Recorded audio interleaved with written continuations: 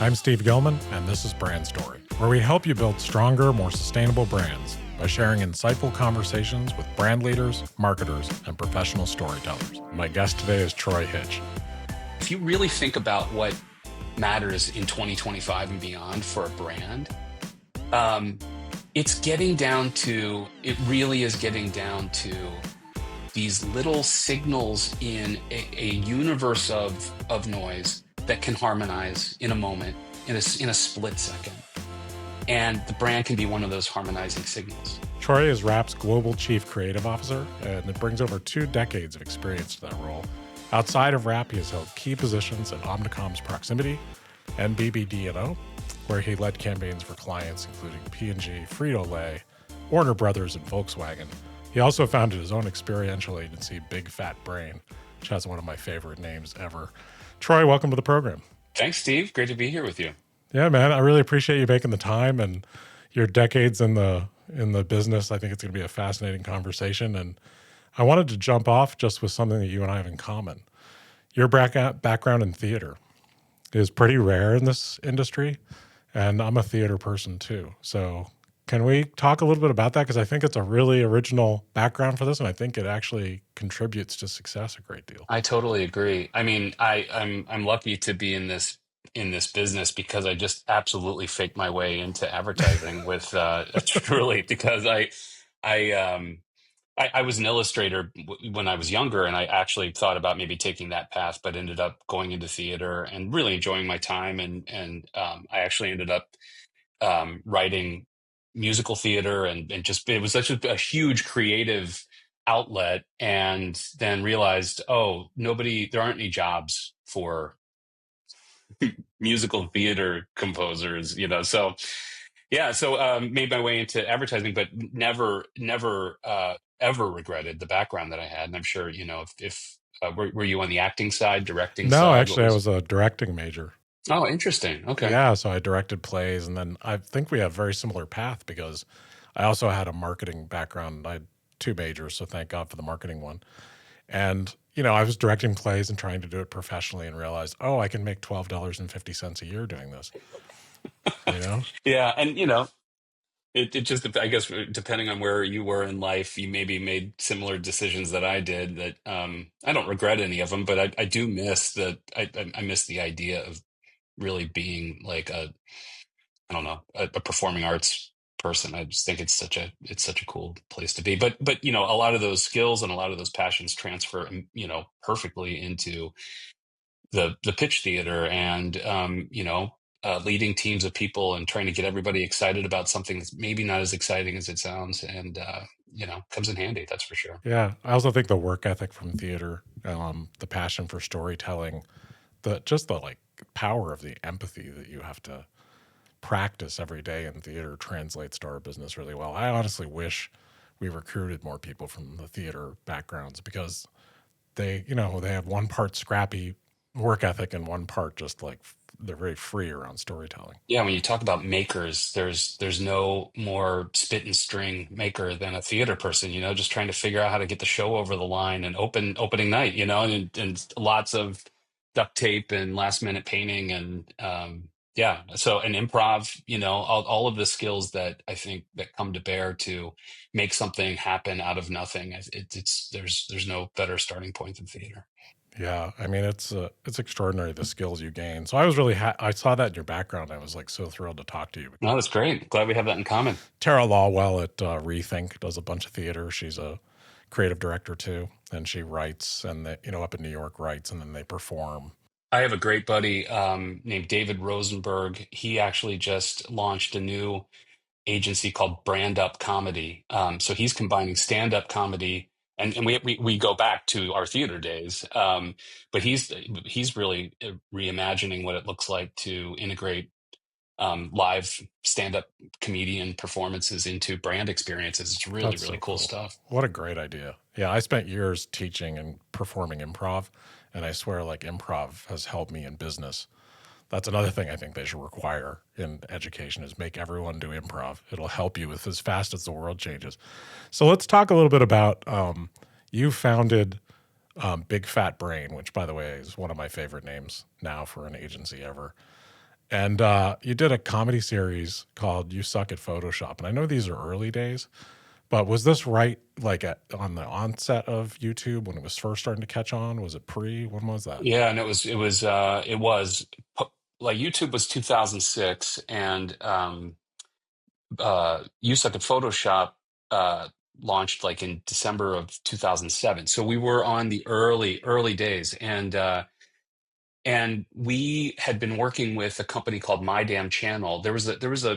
Uh, a website called Funny or Die, and there were a few other properties. My Damn Channel was kind of playing in that space, headed up by a former CBS radio executive who had a vision for new media. And so we've been doing some work with that site, and we were contracted to do a couple of series, and we ran out of gas one week, and we're like, oh, we got to deliver an episode of something. And so we had this idea of a manic Photoshop tutorialist. You know, we at the time on YouTube, Photoshop tutorials were the thing, and so we were like, what if we made a parody of that? And so we did, and it exploded. I mean, truly exploded. Like early days, millions and millions of views, which back then was kind of breakthrough. We became one of Time Magazine's top 10 TV episodes because they actually were distributing to closed circuit, like pay-per-view hotel room. Like you could watch use like a Photoshop in a hotel room. It's crazy. So yeah, very early days, and I would say like Big Fat Brain was that kind of uh, shift for me from theater, from performing arts, from a sort of unconventional creative approach to the marketing world, and I made it kind of come together with Big Fat Brain and my partner Matt Bledsoe, who is a genius. We were able to just make some really really sweet stuff together. That's so cool. Yeah, I didn't get the chance to go find it and look at it, but I've got to find that video. We might put it on your landing page too if I can find it. Just because that's such a cool throwback, like early days of YouTube thing to do, and that has to have informed so many. So many things, so many things. I mean, it has been a long time. It's like almost 20 years ago when you think about the way that marketing needed to be realized in digital. And there were so many interesting things going on with, we called it back then, we called it transmedia storytelling, and You Suck at Photoshop was interesting because it took the viewers off of YouTube and into other unexpected places to, kind of have the story expand. And we included a lot of audience participation. And so, yeah, we learned a ton of stuff. And I was able to reapply that mindset of, non-contiguous, non-linear storytelling in all of these emerging media platforms to, apply that to brand thinking. And we got to some just really great stuff that did become branded content, then went on to become branded, campaigns and partnerships and stuff like that. So it was a really, really rich learning time for me in my career. I bet, and I bet that has contributed to your success working with some of the great brands that you have worked with, because when you're at the ground floor of that kind of experience, early branded content, all of the developments that's happened since YouTube became a thing, and I was right there with you, and it's amazing because people now just take it for granted like it's always been there, but those formative experiences. You can really see sort of like the generational shift where a lot of that legacy thinking is just in many ways is just gone. And when you look at what content looks like today, TikTok, I've learned to embrace that platform. I kind of just have shirked social media for the past few years just because I just don't get it so much anymore. But I now have adult children who are like, Dad, you really ought to think about getting this because this is kind of where culture's happening. But it's so different. It's so profoundly different the way that content hits and the way that what people want to engage with and how it's produced is just absolutely fundamentally different now, and not for the worse, but I think it's just different. Yeah, it is. It's a mixed bag, and it's fast, and it's a little more raw, a little less prepared. Even the unprepared stuff is less prepared. It's crazy.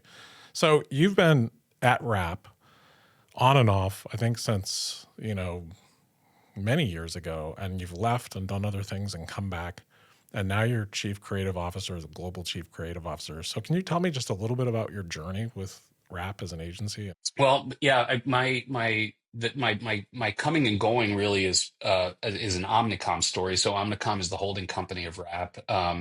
But I've always lived in my time at Omnicom starting in 2010, so 15 years within the holding company. Most of my time has been spent in this, digital, the wrong word for it now, but that's what it was, how it was kind of framed up. So my time with Proximity, that was when I first entered Omnicom. Proximity was the digital network of BBDO, world class, creative juggernaut. And so I had roles in both BBDO and Proximity over those years.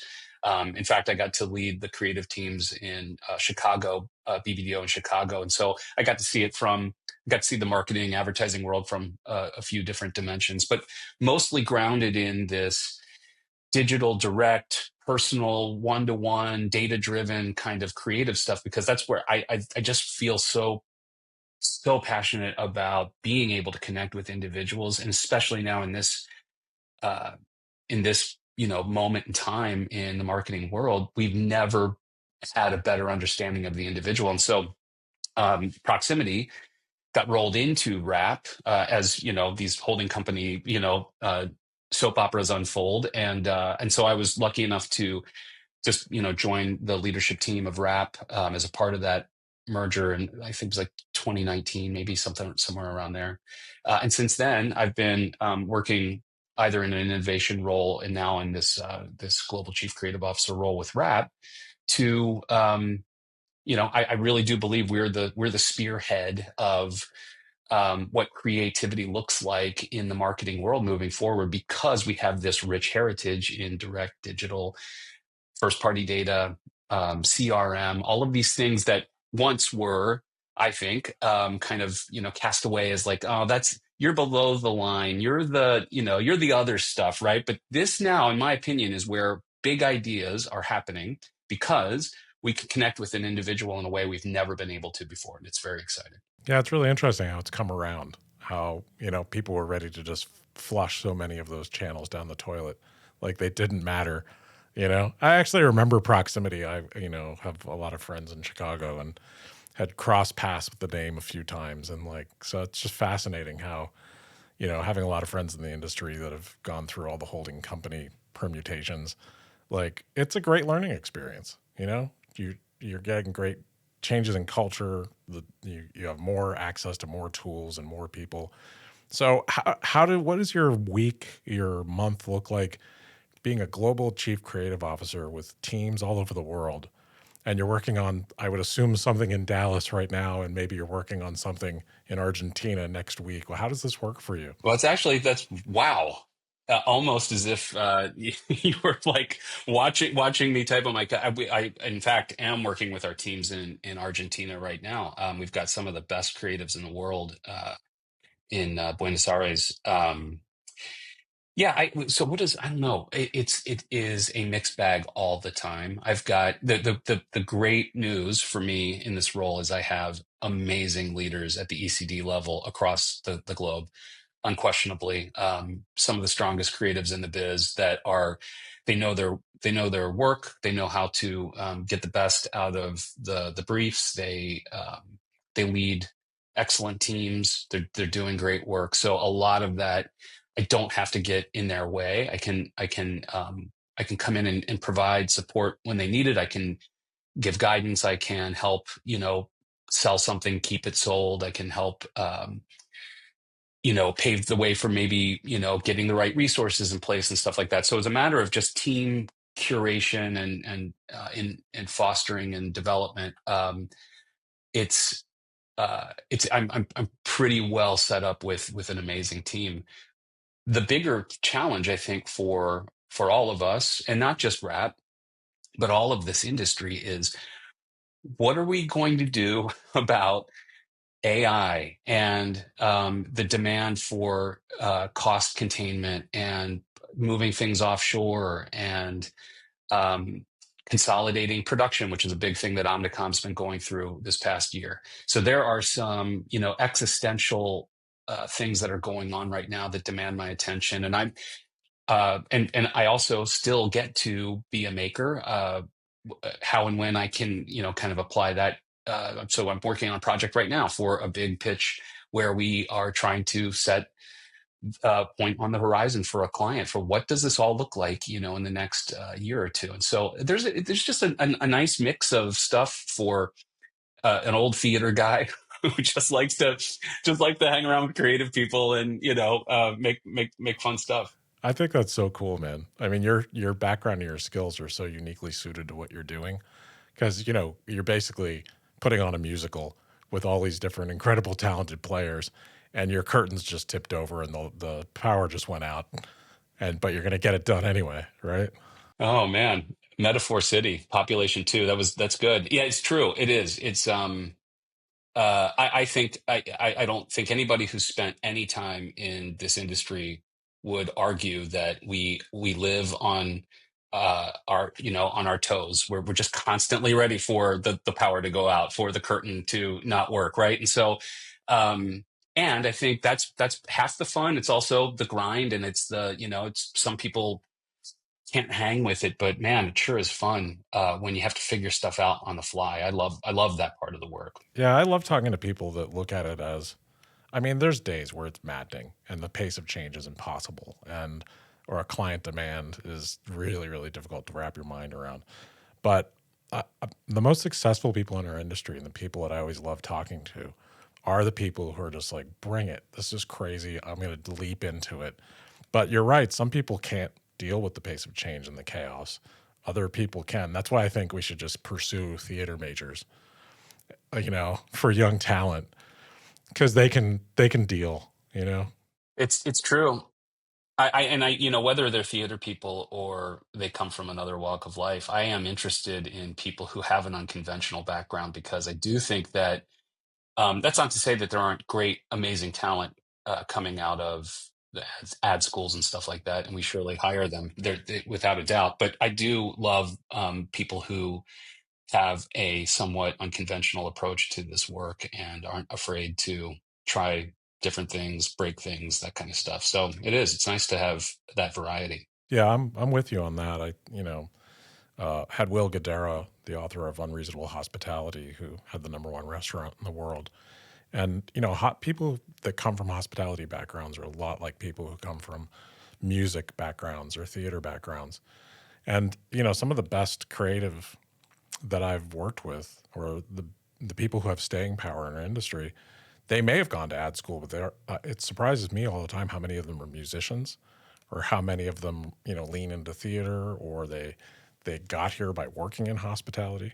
So all those professions where you have to keep your head on a swivel, I think really help once you get into this. So as a leader, there's something that you talked a little bit about that I found in your leadership philosophy. You mentioned the concept of ego epiphany for creative directors. Can you tell me a little more about that? Because I was really fascinated by that. Yeah, I had the great honor of teaching a course at BBDO University, which is this amazing boondoggle where they fly creative leaders from all over the world to this chateau in France outside of Paris, which was just so awesome, old school ad world kind of stuff. I don't know if they do that anymore, but as part of that, I'd been working on this concept for a while, as I had kind of transitioned out of being a creative doer into a creative leader. And it's a really simple concept, and that is,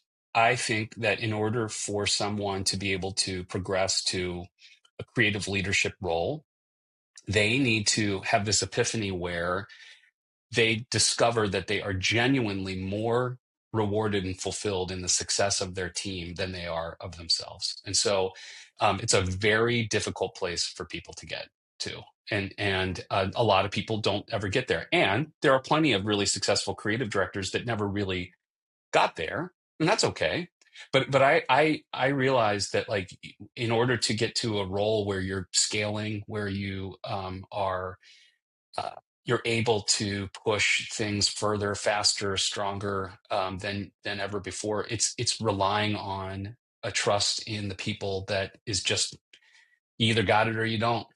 And it clicks for some people, and it is for me. It was a moment of time. It was an epiphany. It's like, um, I'm more excited in seeing the faces of my team having nailed it, and for that, recognizing that they did something better than I could have done. My God, I was incredible. I was like, I want more of this. I want more of this. And so I trained others on like trying to find your way to that place. And once you get there, how do you now cultivate that in yourself?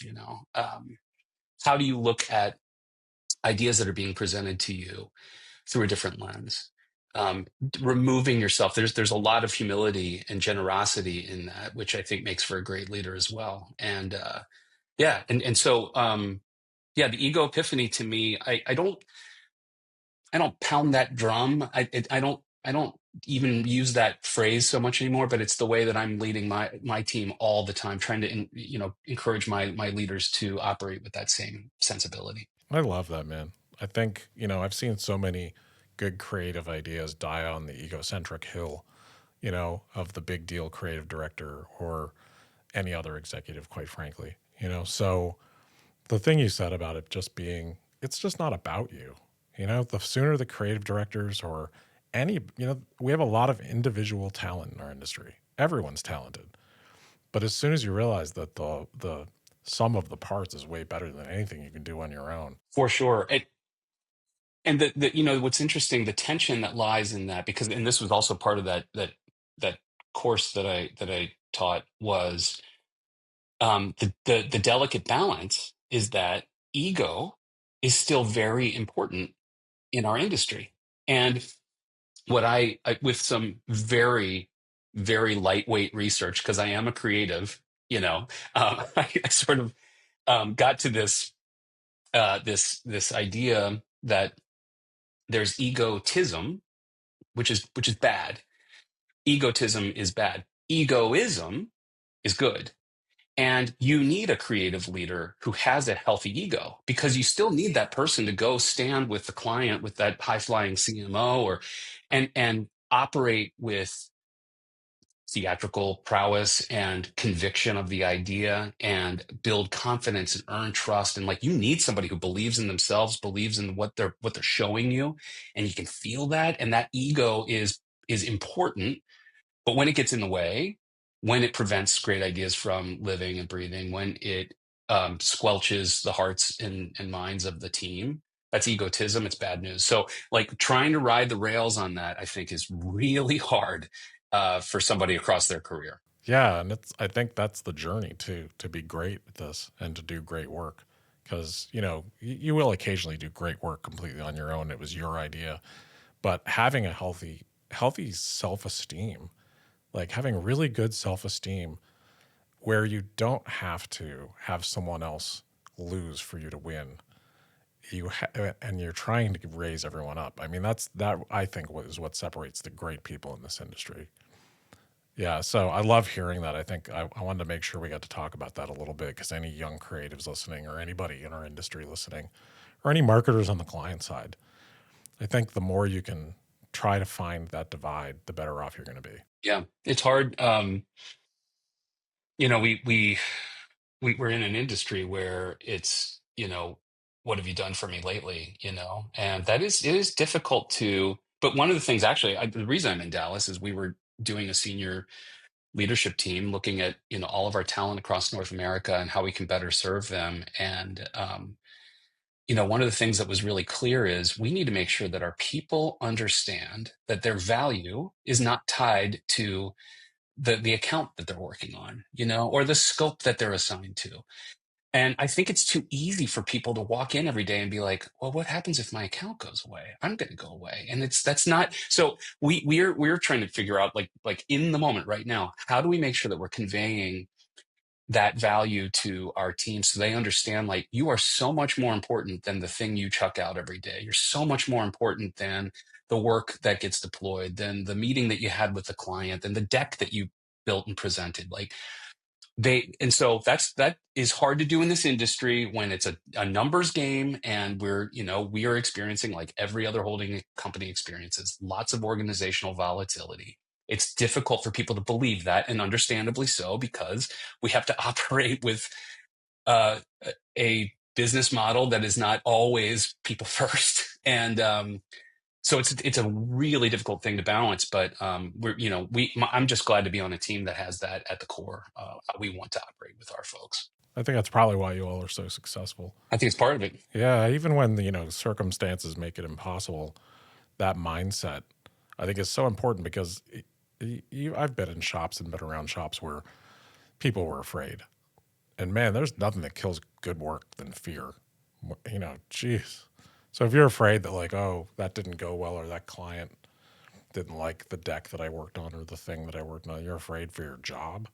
That next thing you're going to work on is going to be pretty bad. That's right. And there's no better way to kill innovation in a company. There's no better way to kill growth, frankly. If you're not, our clients just expect that we're trying to bring them the very best possible business solutions, not just a response to the brief. And in order to do that, you've got to take a chance, whether you're the account person or the strategist or the creative, like that flying in the face of the brief means, really bringing some new thinking, challenging the expectations, and doing it responsibly, doing it in the right way, doing it brand first, making sure that this is about solving a business problem. But if that dies, we die, and that's not a great place to be. No, it really isn't.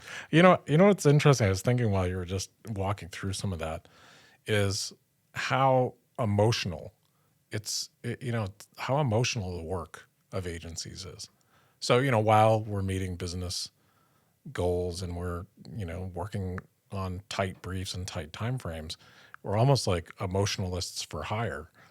So, creating that healthy environment where someone feels like they can take a risk and someone else isn't out of control with their ego. That is the work sometimes, especially when you're in leadership at the level you're at right now. Yeah. And when you add into it creative people, and some of them theater people, my goodness, it's like chemical reactions abound, and it's a beautiful thing. You have people who really care. You have people who are,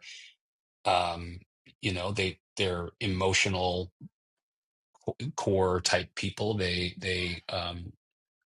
Those are awesome people to have, and it's challenging to foster an environment where they can be that and not and be vulnerable and be open to possibility, but also not feel so exposed that they can't do it.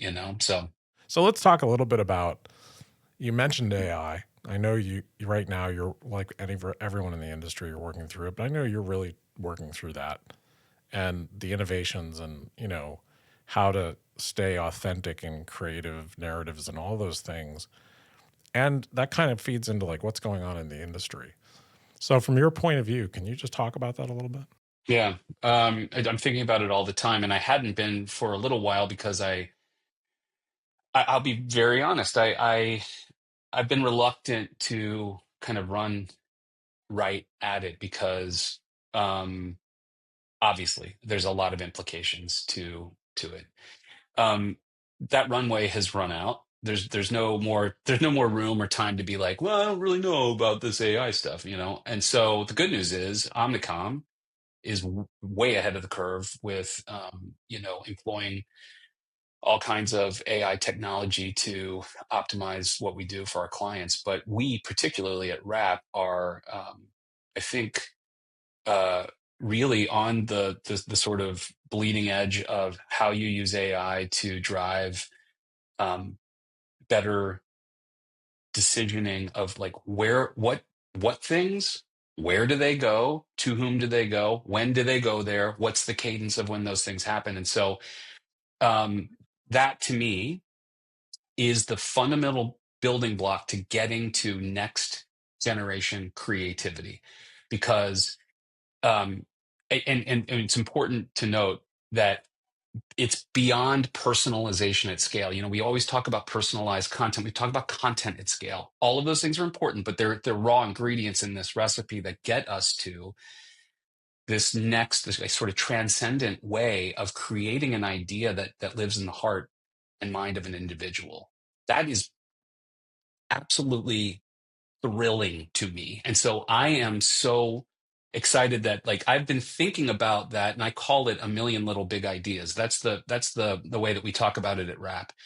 It's not one big idea anymore. It's not just do it. It's not just I'm loving it, right? It's a thing that belongs to me, that belongs to you, that is so unique, understands who I am, where I am in the journey, what I want, what I dream about, what I'm excited about, what I'm scared about, and puts just the right stuff in front of me to make me want to buy that car, make me want to have a um, switch my provider, whatever it might be. So getting to that place has been sort of like kind of an asymptote for me. It's like, I don't know if we're ever going to get there. I really like this idea. I believe we can get there, but now it's like all of this Gen AI stuff, all of this sophisticated data decisioning stuff has put us in a place where we can actually realize this vision. And I've never been more excited about being in this part of the business than I am right now. It's really exciting. Yeah, it's an extraordinary opportunity. I think all of us have been through the like, nah, that's not going to work. Like, just like, people that were like, the internet, that's not going to be around. That's stupid. Uh, but, I think people fear for their jobs and all the things that people go through with AI. But I think it allows something you're talking about that I think excites me about it too, is it's almost allows us to have empathy at scale. When you're delivering something to someone, we're always trying to get someone a message during a certain part of their journey. Their journey is personal and emotional, and it's about them. It's not about us and our product and our thing we're trying to sell. So if there's a tool that allows me to reach you at the moment you're struggling with X, and then I'm going to be able to help you, man, that's crazy. That's It like, is really crazy. And I've been thinking, I think, I mentioned I'd been listening to your podcast and kind of getting different people's perspectives on brand and just wondering, like, what if Steve asks me about brand? What am I, how do I, how do I think about this? And I have to be really careful because I think I might have a somewhat, um, I wouldn't call it controversial, but if you really think about what matters in 2025 and beyond for a brand, um, it really is getting down to these little signals in a universe of noise that can harmonize in a moment, in a split second. And the brand can be one of those harmonizing signals. And what you were just talking about, if you think about, if I know the why behind every single interaction you're about to have, and I've got my brand has some sort of component that can contribute to that. And whether it is utility value, right? Like I helped you figure something out, or it's inspiration. I encouraged you to believe that this could be true, or I just simply helped you take something that was irrational and convert it into a rational decision. Um, that could have a life changing impact on somebody. If you do it in that right moment, you've got just the right signal and you can harmonize that. Where a brand matters. And so to me, I don't mean to suggest that brands get reduced down into these little signals. But if you think about one of the things that we cast a vision for one of our clients, an automotive client. What does marketing look like in 5 years? And we took this idea that it's a world full of agents, and it was really, frankly, um, a little apocalyptic.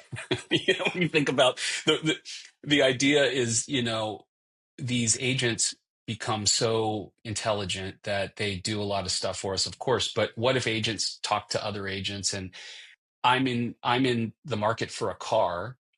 I don't need to ever go to a website anymore. My agent's going to know I'm coming up on mileage in my lease, or I've shown these signals that would indicate that I'm interested in purchasing a new car. That agent's going to start to operate on my behalf. It's going to go out and interact with other agents, other automotive agents. They're going to talk. I might just one day, my trusted agent is going to share um, some of these, new cars that are out on the market, or hey, there's a sale going on. The brand, again, like I think about, what does a brand mean in that moment in time? You don't have any owned media. I never even have to go look at your website. I never have to interact with an ad. I simply need to believe that you're relevant to me, that I have a reason to be interested. Man, that is kind of floors me a little bit. It's like, how do you get to those little DNA elements of the brand so that they matter in the moment, and you don't have to to distract with any other cruft. You just get right to that super special thread for that individual. That's really interesting territory to explore. Man, that's fascinating. And I love that thinking around brand. So yeah, I was going to ask you about brand, and that was one of the coolest answers I've ever gotten. So thank you for that. Oh, my I, pleasure. My I pleasure. I swear didn't I mean to love jump that the gun, answer. but Yeah, you know what's so cool about that is that it is, how brand signals get to someone has to do with so many factors culturally in the moment in their lives, what they experience, what they care about, what they watch, what they enjoy. So yeah, I think the thought, the very hard to grasp but extremely cool thought of a brand being a series of signals that are delivered at the right moment.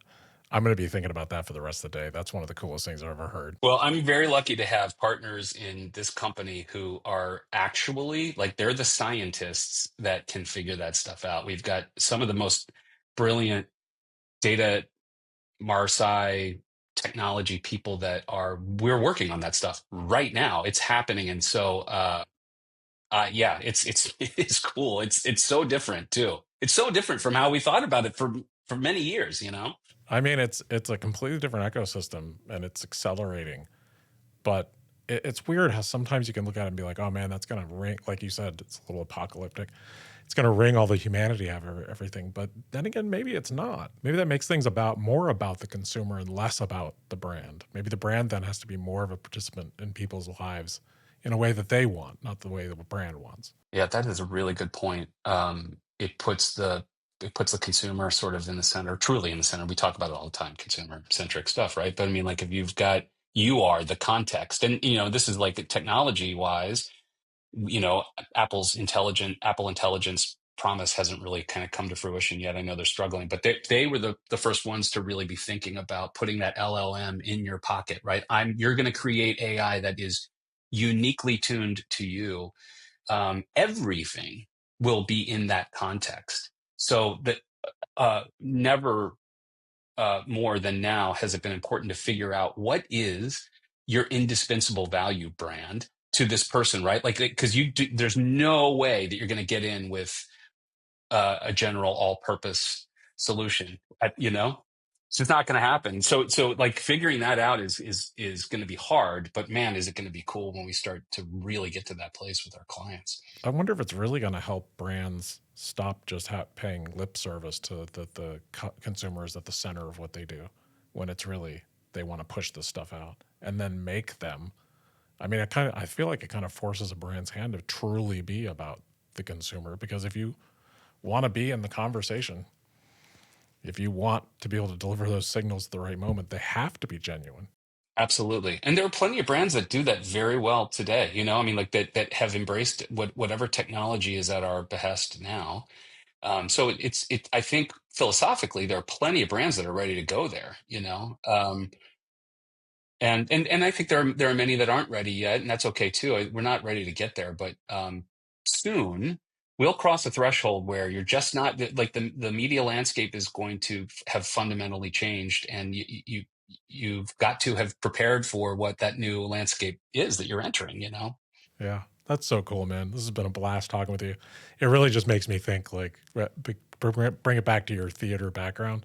It's just you're just putting up a different kind of show. It's just a more complex, but boy is it live. It is, man. It is happening. It is happening. It's happening whether the curtain works or not. I'll tell you that much. That's so cool. Let me ask you a few last questions, and this has been an absolute blast talking with you Same today. for me too. I really appreciate it. Yeah, man. Thank you so much for spending the time with me. And I just had a thought as we were talking about that. I'm gonna bug you to come back on in a year or so. I've had guests repeat, and come back. This is season 5, so I've had some guests from season 1 come back, and it's so interesting to come back and revisit some of the things we talk about. So I would love to pick up that thread again. Yeah, you got it. Happy to. I just hope my story won't be that. Well, I got fired, Steve, and I'm doing community theater, Shakespeare in the park. If it is, I'll be fascinated about that too, because that's cool. Whatever it is, I'm there. I'm here for it. Uh, so what this chapter of your life, man, what would you call this right now? Because you've had quite a journey in your career. What is this chapter about? Well, um, I I would call it uh, Twilight in the Sand, chapter 13.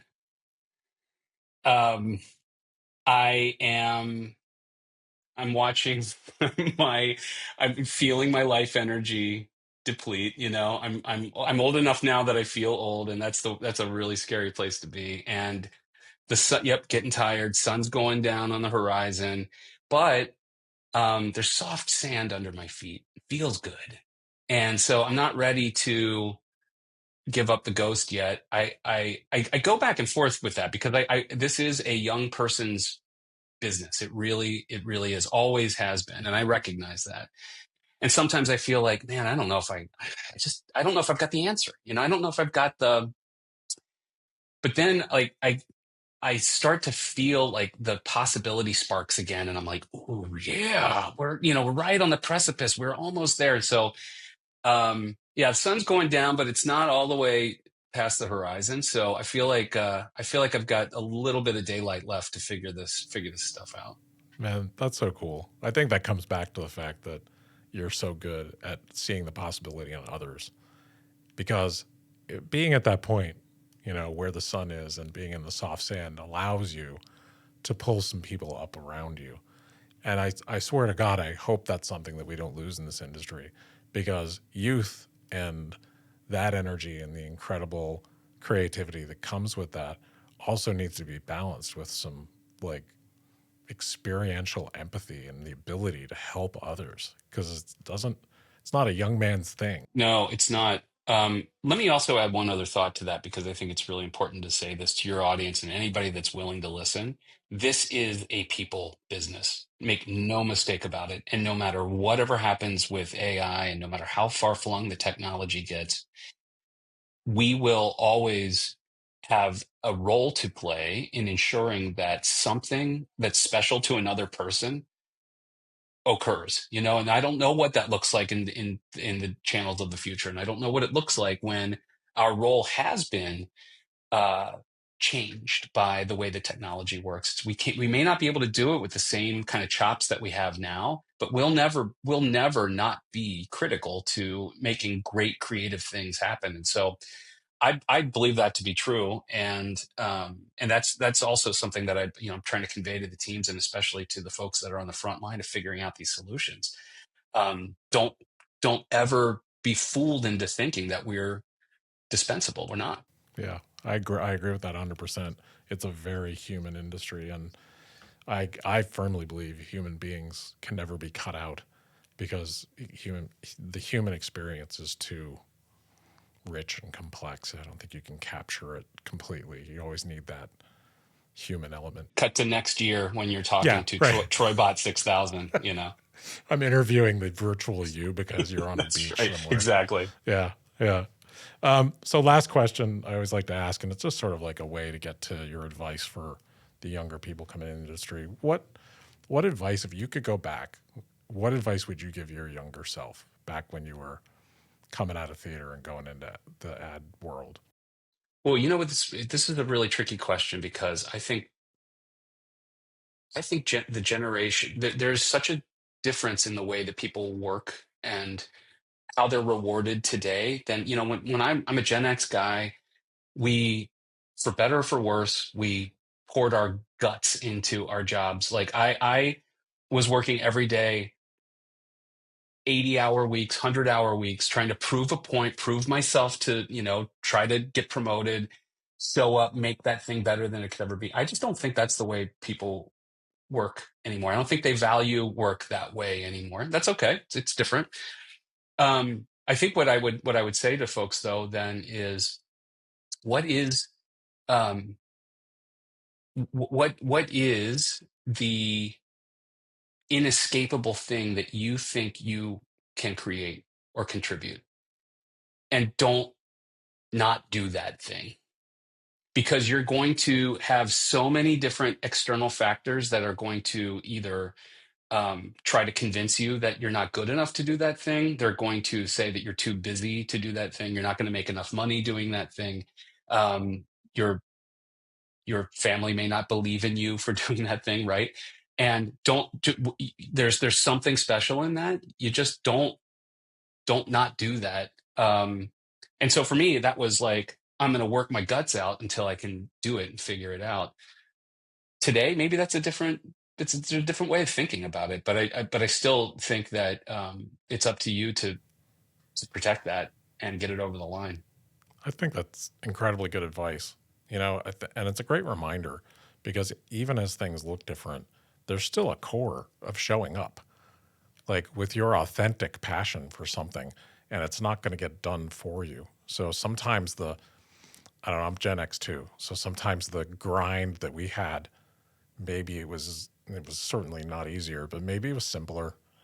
It was a simpler path than the complexities that people coming in have to navigate and all the distractions and all the digital world, because we didn't really have that. Yeah, we didn't. And what also didn't exist was a lot of the solutions already pre-baked. We live in an age now where this software we're using to broadcast your podcast. I mean, like anybody can suddenly be a podcaster. Anybody can publish a book on Amazon. Anybody. So we were in a time where it's like you gotta figure out how to put that show up, right? And so I think there are folks that are in today that are just up against this just wash of stuff. And so finding the uniqueness in that is far more challenging, I think, than what we were up against back in the day. And also it helps that we were raised like all my Gen X friends, they grew up like feral, like just running around. They're gone 12 hours a day down in a creek somewhere. It's so true, man.